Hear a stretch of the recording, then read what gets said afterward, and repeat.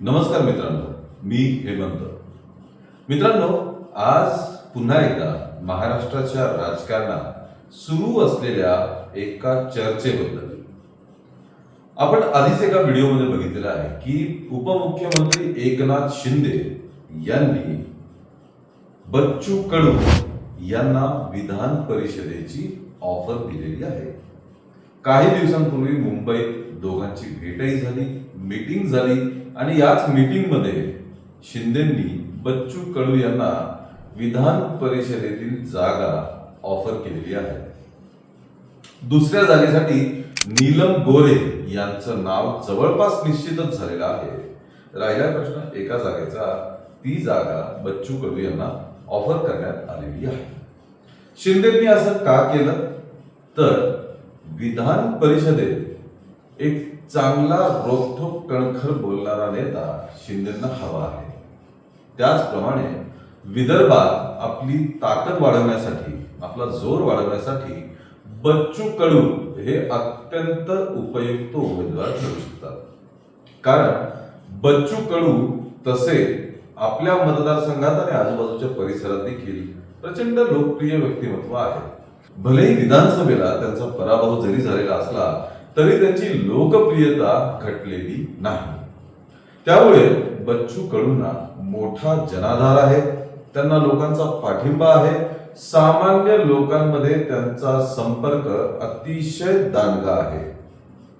जर काही घटना तुम्ही बघितल्या तर इतर कुठल्याही नेत्याचा इतका दांडगा जनसंपर्क सामान्य लोकांमध्ये, मतदारांमध्ये असलेला आपल्याला बघायला मिळत नाही. अजित पवारांचा तसाच जनसंपर्क आपण बघितलेला आहे. तसाच बच्चू कडू यांचा देखील सामान्य लोकांना संपर्क, सामान्य लोकांना बच्चू कडू यांचा थेट ऍक्सेस, भेटणं, बोलणं हे अतिशय सोपं. त्याच्यामुळे बच्चू कडू हे अत्यंत लोकप्रिय आहे. आता हे घडलं 3-4 दिवसांपूर्वी आणि आज यामध्ये एक भर पडलेली आहे. अर्थात शिंदे आपल्या पक्षाची विधान परिषदेची जागा बच्चू कडूंना देऊ करणार. त्या जागेसाठी शिवसेनेतले इतर नेते किंवा उमेदवार उत्सुक असणारच आहेत. पण ही जागा बच्चू कडूंना जात आहे. त्यामुळे शिवसेनेच्या आतल्या काही नेत्यांनी शिंदेंना असं सुचवलंय की जर आपल्याला बच्चू कडू यांना विधान परिषदेची आपली जागा द्यायची असेल तर त्या बदल्यात बच्चू कडूंना त्यांची प्रहार संघटना शिवसेनेमध्ये विलीन करण्यास सांगण्यात यावं. म्हणजेच जर बच्चू कडू विधान परिषदेची शिंदेची जागा घेणार असतील तर त्यांनी आपला पक्ष हा शिंदेच्या शिवसेनेमध्ये विलीन केला पाहिजे, असं मत शिंदेच्या पक्षातील काही मोठ्या नेत्यांचं आहे. बरं, याचा फायदा काय आहे? तर जसं मी आधी सांगितलं की बच्चू कडू हे अत्यंत पॉप्युलर नेते आहेत. ते जर शिवसेनेत विलीन झाले तर शिवसेनेची व्याप्ती वाढेल, शिवसेनेचा मतांचा टक्का वाढेल, शिवसेनेची विदर्भातली ताकद देखील वाढेल. त्यामुळे बच्चू कडूंना ही अट घालण्यात आल्याचं समजतंय. राजकीय वर्तुळामध्ये, त्याचप्रमाणे माध्यमांमध्ये याची जोरदार चर्चा चालू आहे. कारण विधान परिषदेच्या निवडणुका 12 मे रोजी होणार आहेत. त्या दिवशी मतदान होईल आणि या जागा त्या दिवशी निश्चित केल्या जातील.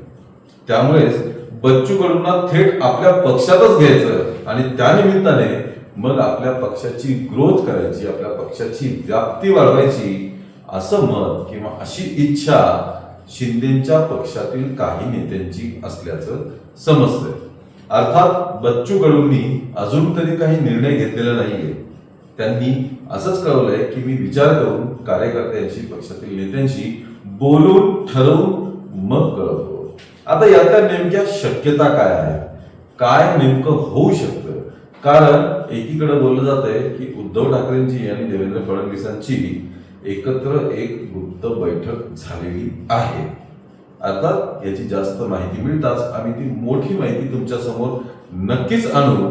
पण मग भाजप जर ठाकरेंसोबत जाऊन त्यांची वाढ करणार असेल तर एकनाथ शिंदेंना आपल्या पक्षाची ताकद वाढवणं अत्यंत अत्यंत गरजेचं आहे. भाजपची ही स्टाईल राहिलेली आहे की आपल्या मित्र पक्षांना टोटली 100% आपल्या कंट्रोलमध्ये ठेवणं. तोच प्रयत्न ते एकनाथ शिंदेसोबत नक्कीच करत असणार. पण तिथे आपली नेगोशिएशन पॉवर वाढवण्यासाठी, आपली बार्गेनिंग पॉवर वाढवण्यासाठी एकनाथ शिंदे हे सतत ठाकरेंचे खासदार फोडण्याच्या मागे आहेत.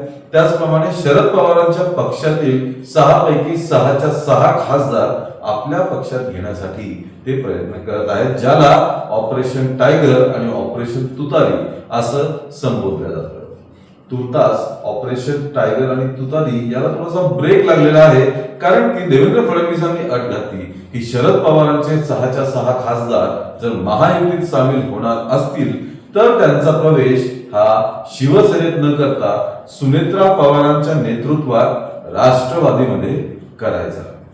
त्यामुळे या ऑपरेशन्सला सध्या ब्रेक जरी लागला असला तरी शिंदेंनी दुसऱ्या हाताने प्रयत्न सुरू केलेले आहेत आणि त्याच प्रयत्नांचा एक भाग म्हणजे बच्चू कडूंना विधान परिषदेची ऑफर केलेली जागा.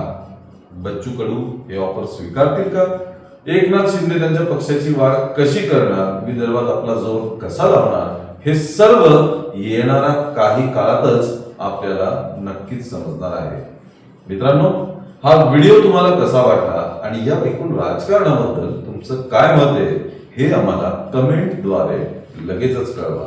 आमच्या व्हिडिओला लाईक आणि शेअर करा. तसेच धक्काबुक्की या चॅनलला लगेचच सबस्क्राईब करा. धन्यवाद.